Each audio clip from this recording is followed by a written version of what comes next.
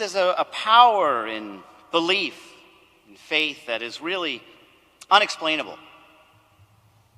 A few months ago, as we were planning this year's Young Neighbors in Action mission trip, it became clear to me that some of the work this year would be work that we had never done on mission before. And that was the work that we had been called to do here at St. Patrick's Cemetery. And my initial reaction was one of maybe a lack of faith or a struggle in my belief.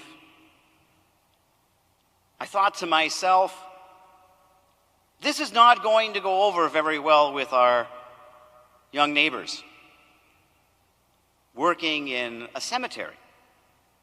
And in my mind, I began to say, they're not going to want to do it. They're going to be upset with the kind of work that they're being called to. Or there's going to be a major mistake. Or worse, I'm going to make a major mistake. We all face those times in our life where we struggle with belief. But you see that when we trust in God and give over all of our misgivings and our reservations, that's when belief and the power of God can really be made present in the world. For 2 days, our Young Neighbors in Action, with a tenderness that was unbelievable, cleaned and dusted, leveled, and nurtured the graves of children from our parish. And as they did this, they found themselves praying for the families who had lost these children. They found themselves holding those children in their arms in spirit and comforting them. And as they held those stones in their arms, at that very moment, because of their belief in God and their belief in one another, they became the hands of Christ.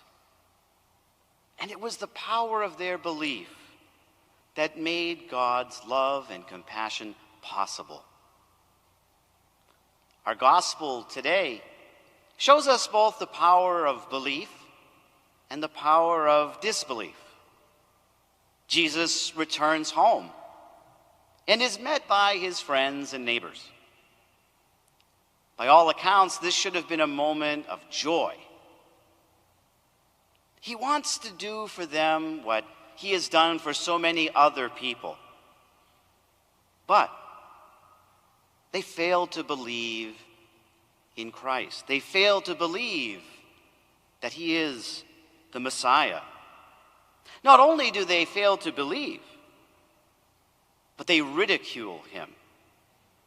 Who does this guy think he is? And they snicker and mock him openly. Mark tells us that the impact of this lack of faith, this lack of belief, was this. So he was unable to perform any mighty deed, apart from curing a few sick people by laying his hands on them. He was so amazed in their lack of faith. At times, you and I, we need strength and trust that God's love and grace is enough.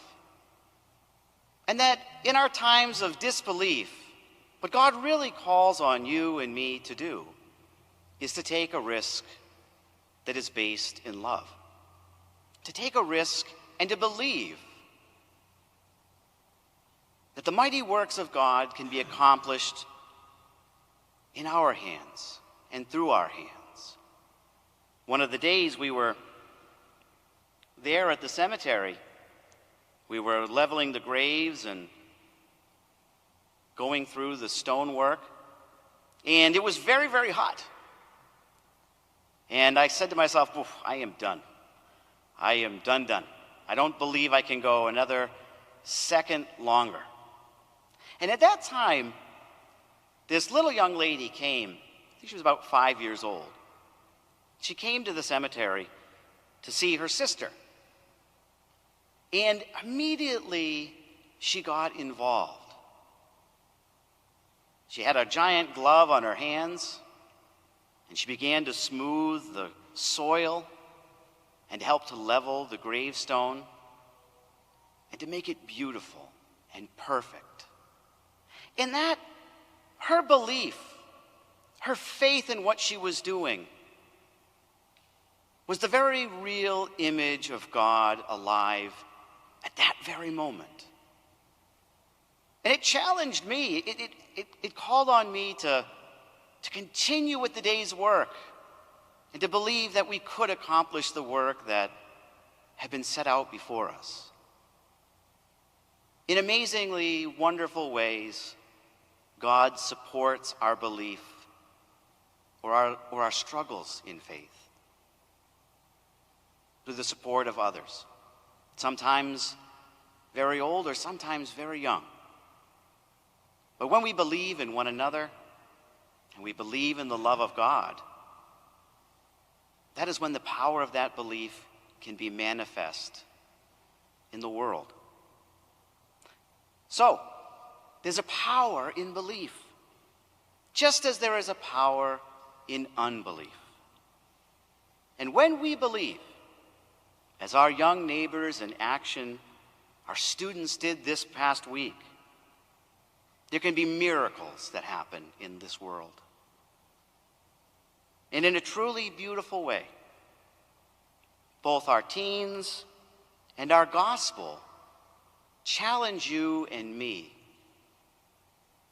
Challenge us with this question: do you believe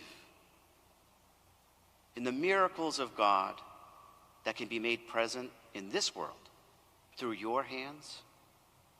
And if the answer to that is yes, then we must know this: we too can make miracles happen.